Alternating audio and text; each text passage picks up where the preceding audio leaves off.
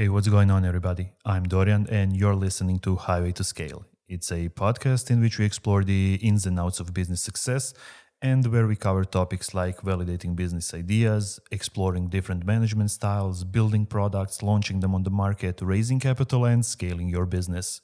Now, before we get to the main part, please consider subscribing and get in touch with me if you want to be a guest on the show.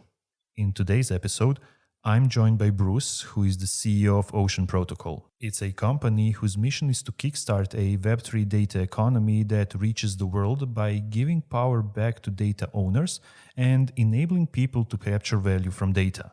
Data is a new asset class, and Ocean Protocol unlocks its value as it gives data owners and consumers an opportunity to publish, discover, and consume data assets in a secure, privacy-preserving fashion.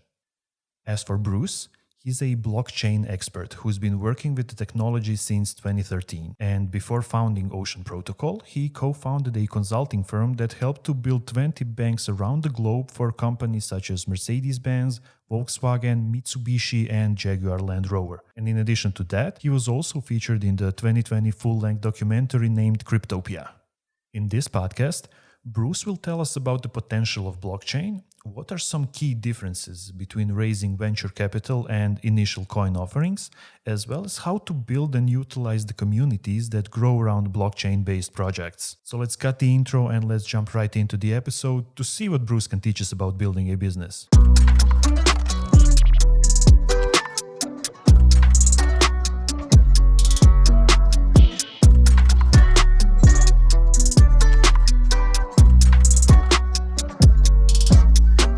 Bruce, welcome to the show. It's so great to have you here. Thank you for having me. It's a pleasure. Okay, let's start easy. Can you tell me a bit more about Ocean Protocol? How did it all start and why did you start that company? Ocean Protocol started in 2017. It was based on kind of a couple of pivots in the startup world.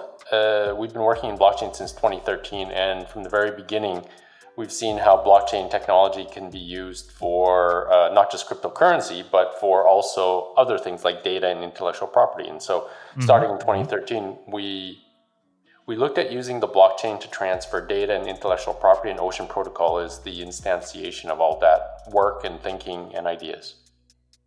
What are some of your goals with the company? What we want to achieve is essentially to help kickstart a data economy. What that means is showing people that their data is valuable, showing people that they can monetize it, and giving them the tools that allow them to do this. Can you walk me through the history, let's say, of the company? What were some major milestones that you've gone through? So our evolution has kind of mirrored a little bit in the blockchain and crypto space. We started out with a very idealistic or a product that was focused on creators, artists. Today we know them as NFTs. I think many people have heard of that. And we started doing that already in 2013, 2014, where we enrolled some of the leading digital artists of that time to create unique artwork.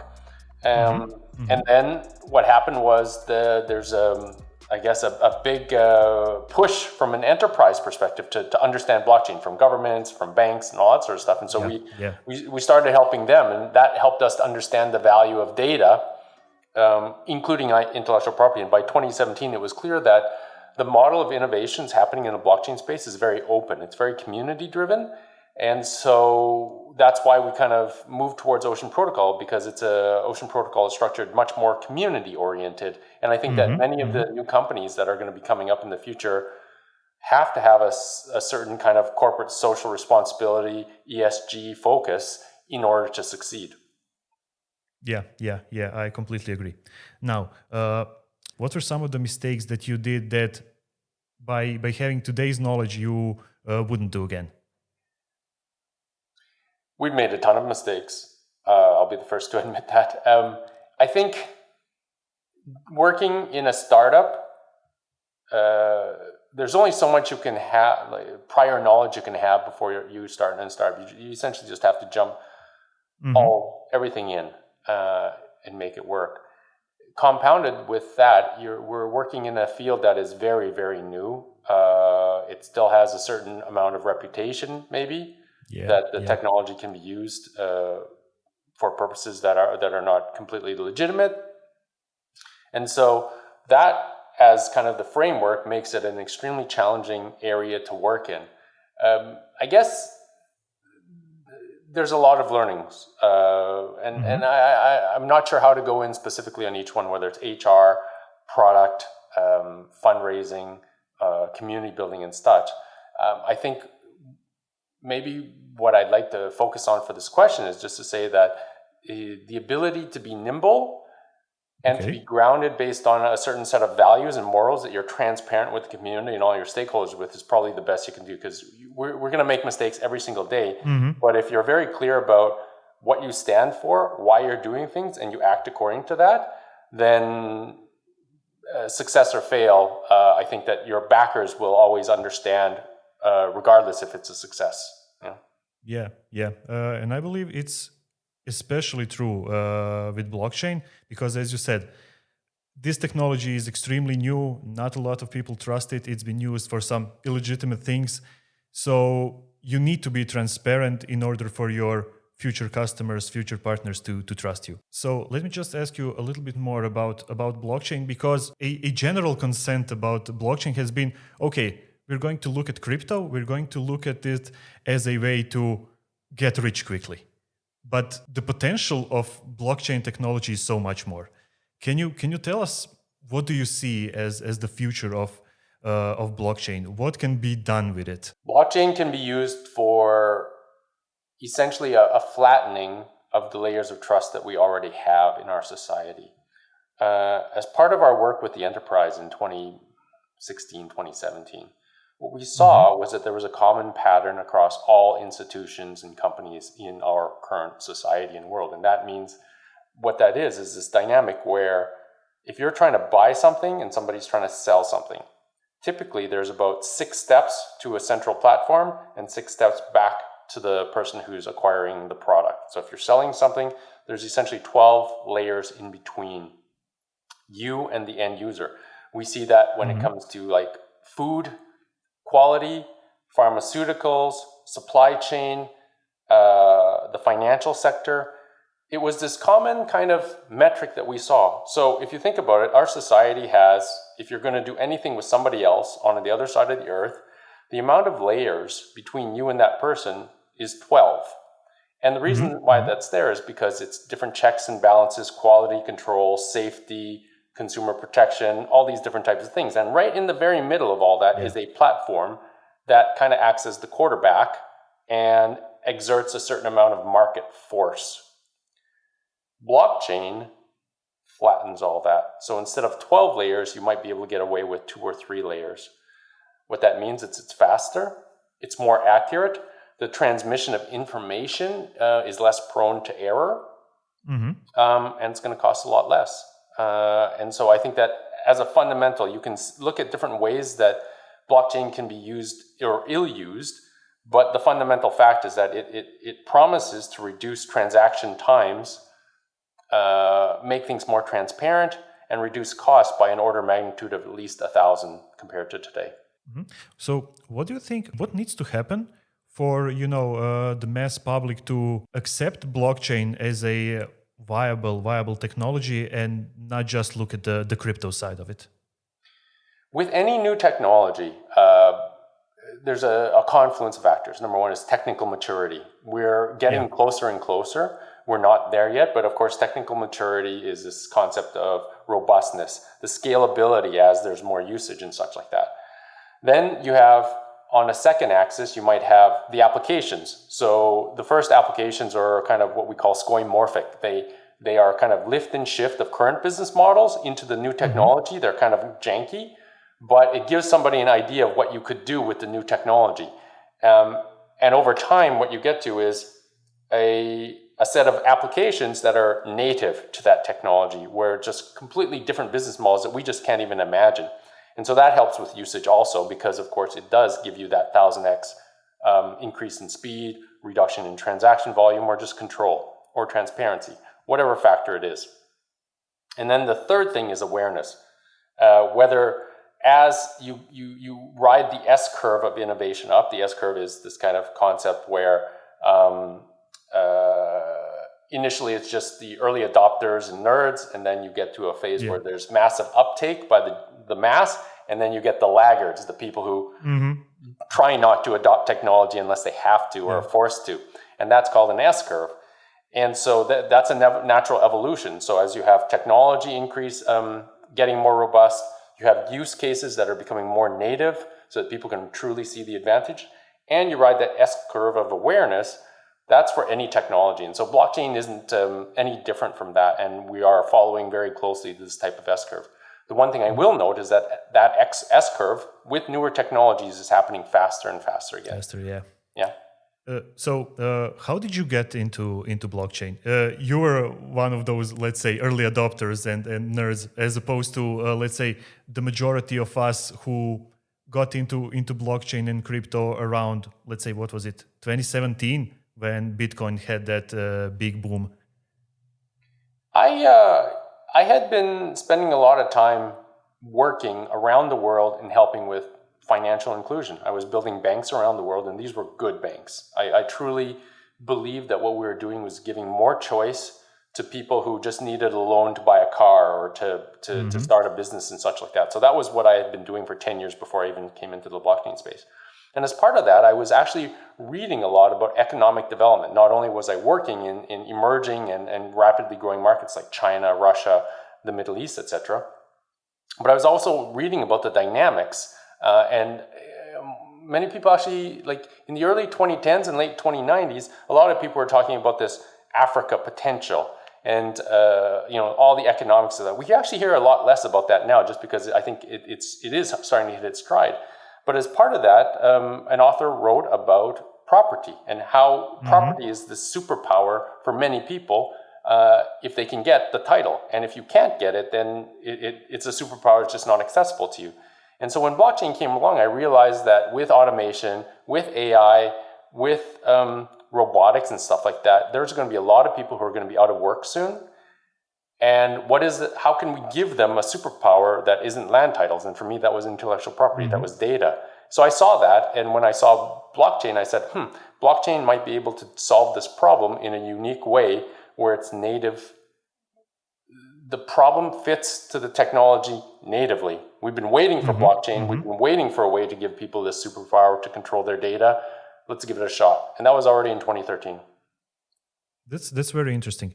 And the other thing that's really interesting to me is that you have experience in both building a company that's based on blockchain and building companies that are not based on that technology. Can you tell me a little bit more about some of the main differences? I think one of the main differences is capital fundraising. How do you fund the idea? And with a traditional business, you either bootstrap it with your own money and you get revenue right away, so you don't have to take venture capital, or the fun, sexy way that everybody likes to talk about is getting venture capital, where you sell your company at a certain valuation. Both of those ways work. It's really cumbersome, it's really difficult, and it's not evenly distributed just because the capital isn't evenly distributed. We've seen a massive change over the last 10 years, but it still is, for the most part, a Western, European, American, and some parts of Asia phenomenon, and we're missing out in places like Eastern Europe, let's say, or Africa, or Southeast Asia, these types of places. So South America and such like that. So I think that there's definitely advantages to that model if you can get in front of the capital.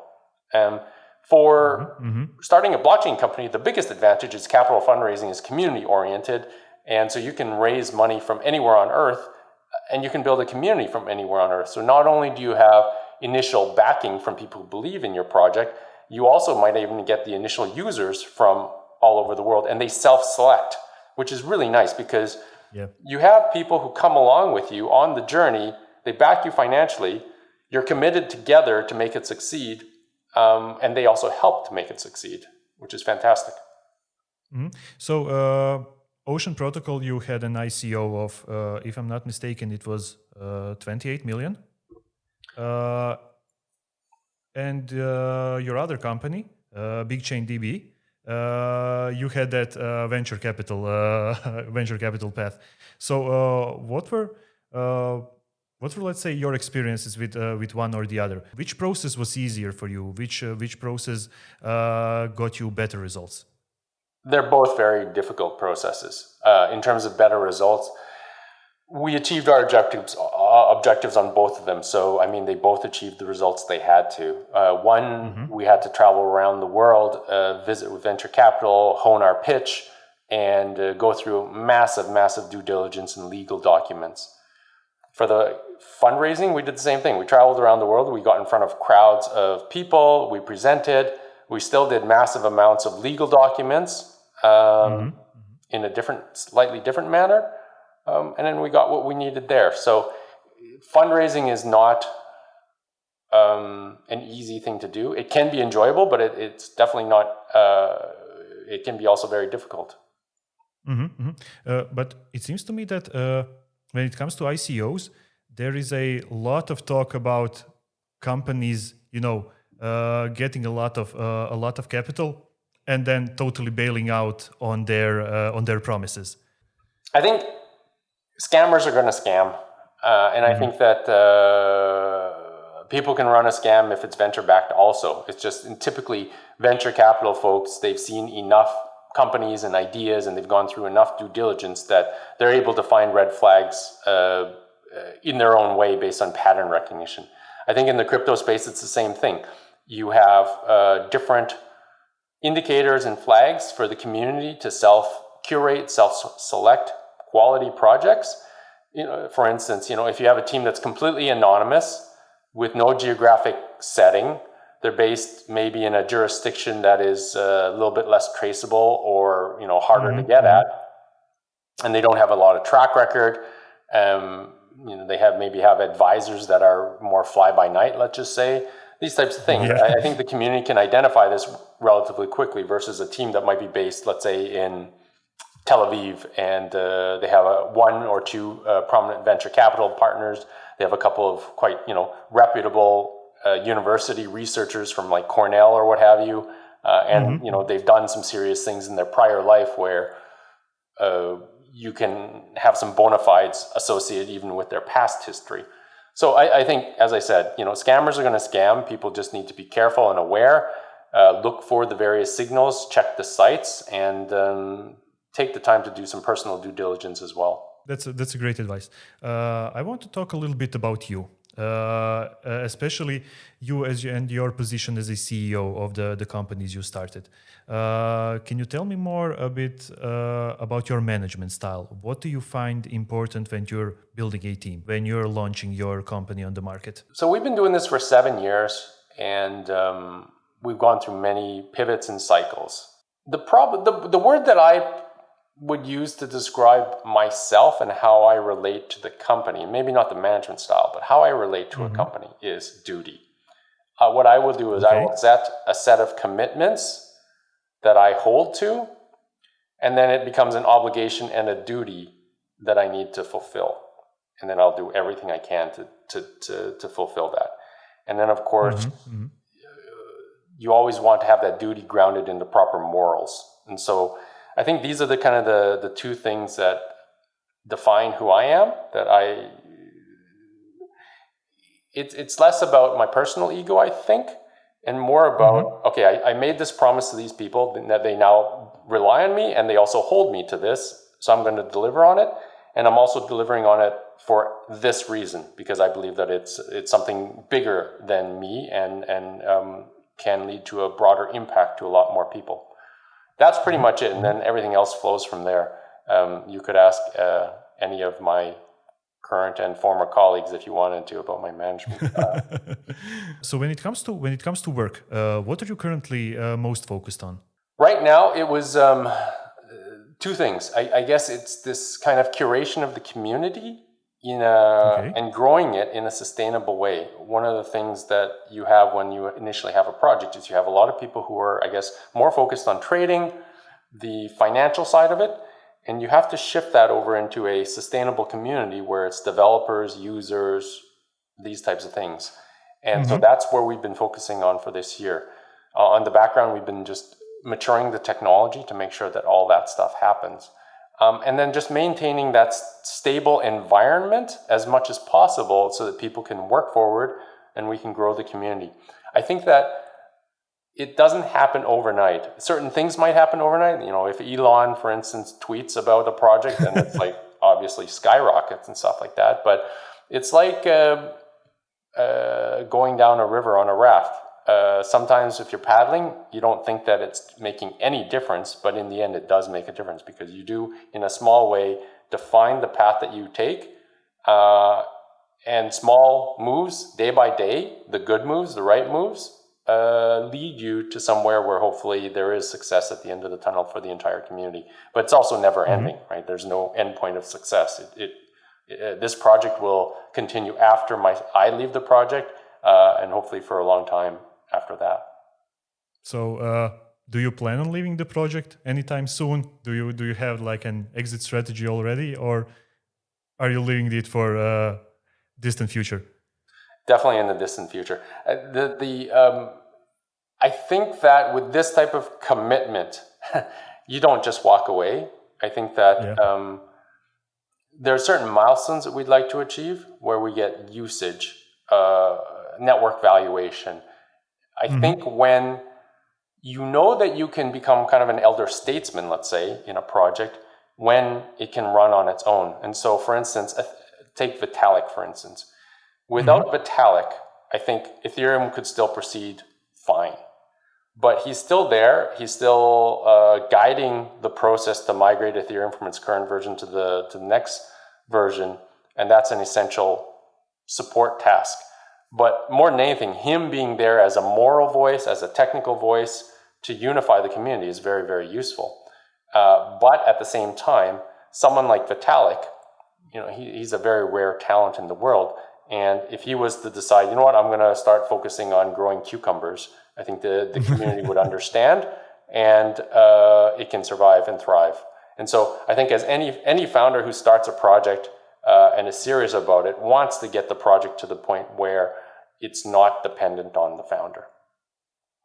But it seems to me that a lot of those founders are starting directly or indirectly building a sort of a cult of personality around themselves.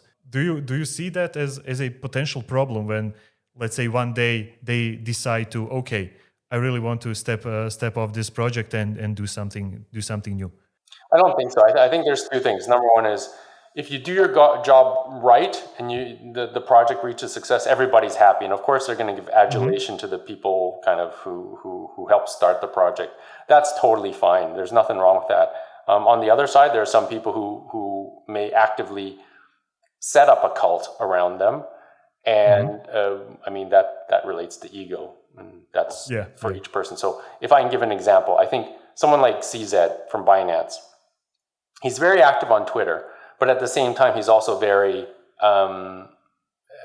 he's very responsive to the community. And so I don't think that he's built, for instance, a cult around him. I think that this is his management style. This is the way he engages with the community and keeps it real. And I think that that's actually very admirable. So you mentioned, working on changing your community and building it. Can you share some of the activities that go into that process? So we did a shift, I think, mid to late last year, 2020, where we started asking the question, can the community do this better? Or if we give the resource to the community, can they do it instead of us? And I think that is a very healthy perspective, and that is given us some of the initiatives that we're seeing now today. So I can kind of that was a little bit of context. And what I mean is that there's all this reliance typically on the core team. And if the core team leaves, of course, you think exit scam, crap, not committed, the project can die. And late last year, we said, let's get ahead of this. Let's make it so the community can get into the driver's seat and be the ones driving the project to a certain extent over time. And if strong community members show up and strong teams show up, then perfect. We'll make room for them, and naturally. And so what has happened since then is we've had the Ocean Ambassadors kind of start from being organized by the core team to now they fully organize themselves.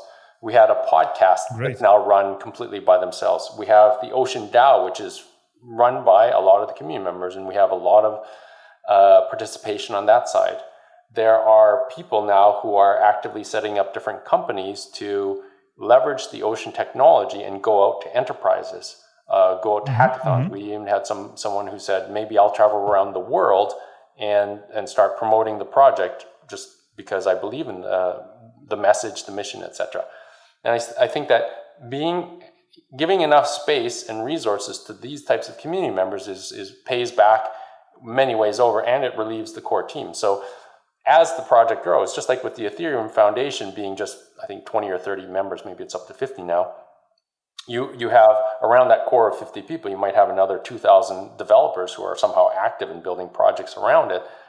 If we can get to that phase where the core team stays at the same size of 30 to 40 and an active developer community of 2,000 to 4,000 around us, I mean, we've really accomplished what we wanted to. You've given them the base and allowed them to grow. What are some of your future plans for that community?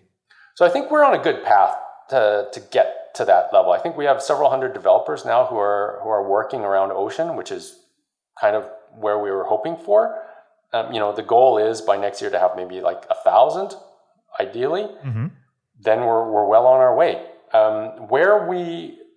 Where there's a gap, everybody acknowledges this internally, and I think externally, I think people do recognize also, is that this connection between data providers and data consumers. How do you close that circle? Data consumers, who are they? Where are they? How much are they willing to pay for data? How do you get in front of their face so that they know that you exist? And how do you make it so that you actually have the content that they're looking for so that they're going to pay that money? All these questions. We're working with the community to find out these. We're also working internally and such like that. The data providers is somehow also easier. We know where they are. They are in the crypto space. They are in the companies. We have data unions that are now forming. So the data is on the other side there. So what is the right mechanism to start bringing these and start building links between these two different groups? And for different needs and different groups, you might have different types of linkages. So just like for the internet, now we have, let's say, thousands of different ideas, from Airbnb to Uber to Google and WhatsApp and all that sort of stuff. All this stuff is over the internet. We're going to have the same thing happen with the data economy. Different modalities for how people search, find, consume data, as well as sell data. And we just need to start, as I said, making space so that different teams can try out 1,000 different ideas. If we have only 20 ideas being tried out right now, you might have 2 or 3 successes. If we have 1,000, we're going to have 20 or 30 successes. What makes Ocean Protocol better than the competition in that space? Number one, I think we have a unique perspective and lineage of 7 or 8 years where we've always been at the confluence of AI, blockchain, and data. There's very few teams in the world who have had this kind of lineage as well as the depth of experience. We've made it through the crypto winter. The other, there aren't many data sharing startups that we've seen in the mold of Ocean Protocol, but they're different in other ways. And our goal is to work with them, the other ones, maybe they're IoT data provider, maybe they're a data union and such like that, and to work with them so that we integrate more and more, both on the technology level as well as on the use case level, with as many of these as possible, because Ocean is community owned. It's not like a zero-sum game right now. And so as long as we keep doing that and having the technical integrations, then it makes it easier for any developer to say, my idea is to connect X, Y, and Z. And hopefully we already have the stubs there so that people can do that, so that they can try out their idea a lot faster. Does that make us different? I don't know, but that is kind of the driving force for us. So let's talk a little bit more about your community. What's their incentive to get involved with the project? So I think about Ocean relative to Ethereum a lot of the time. And a lot of the people who went into Ethereum, they were not necessarily money driven. They were technology driven, they were vision driven. And I think that we're still at that stage with Ocean. Of course, we have people who back us financially, and we're very grateful for that. And I think the whole community is very grateful for that. But the core driving factor behind Ocean still remains an idealistic one of giving people control of their data and helping to build a data economy. And so the people who are now joining on, who are less, let's say, financially focused, have an idea for an app. They have an idea to be a part of this. They believe in the vision. And I think that slightly higher calling, I would say, along with the potential financial benefits, I think that's a healthy mix. And I think that's good. Bruce, what would be some of your advice for new startup owners who are looking to start their blockchain companies? What do they need to think about? I think making sure that they're doing it for the right reason. If you're going to do it, you should be committed, because it's if you're not, you're going to get turfed out pretty quick. You should make sure that people you're working with, you have an idea of what drives them and what motivates them. It's the same with any startup, so it doesn't really have anything to do with blockchain per se. It's just work with people that you think you're going to be able to work with for a long time, if you can, and do things for the right reasons. So like build something that's sustainable. Of course, you can go and just say, I'm going to try and make some money and such like that, but I don't think that that's going to fulfill people. I mean, it gives them additional options in the future and such, but life's pretty short. So if you can do something now that's useful, that gives you fulfillment, and on the side, gives you a chance for financial independence, perfect. If you're going straight for financial independence so you can do something else later, there's nothing wrong with that either. Do you see the blockchain space as more difficult to get into as opposed to, building a company the standard way? I think it's easier. I think it's easier. I think that for the first time ever, we have a technology that's now being developing where anywhere on Earth, anyone can participate as a developer, as an investor, as a market participant, as a promoter, a community member. It's the first time that we as a world are growing with the technology. It's not based in Silicon Valley. It's not based in IBM headquarters in upstate New York. It's not based in France, Paris, with even things like the movies and stuff like that. It is decentralized around the world, and so it's all actually about your inner motivation, and it's available to anybody as long as you've got an internet connection and a mobile phone or a computer. I mean, this is fantastic. That's great. Bruce, last question. What do you plan to do in the next, let's say, 1, 2, 3 years? What are some of your big business plans? What can we expect from you? I think that I'm going to be at Ocean. I'm not moving anywhere, so I'm not setting up any new businesses. It's only going to be Ocean. And it's cultivating the community so that the community can be independent. For me personally, I'm already pretty content and happy that I've given my best up until now. And I think that I'm going to be content and happy with what I'm going to give over the next 3 years because, I committed to this and it feels good. There's nothing that tells me to change course necessarily. So I'll be here. We're going to make constant strides over the next weeks and months, and it's just going to be this until we hit a tipping point. And when we hit a tipping point, my hope is that the community, myself, the team, we're all going to be mentally ready for that because it's going to be great. Okay, great. Bruce, once again, thanks for joining me on this episode, and thank you for sharing me all of these insights about blockchain technology and about Ocean Protocol. Thank you, and good luck with the podcast. And we are done. If you stuck with us until the end, here are a few key takeaways from this episode that I want you to remember. Number 1, the power of the community is enormous. If you can build an engaged community around your product, you can leverage them to grow your product even more. Provide them with a base they can build and grow upon, and your company will reap the benefits together with them.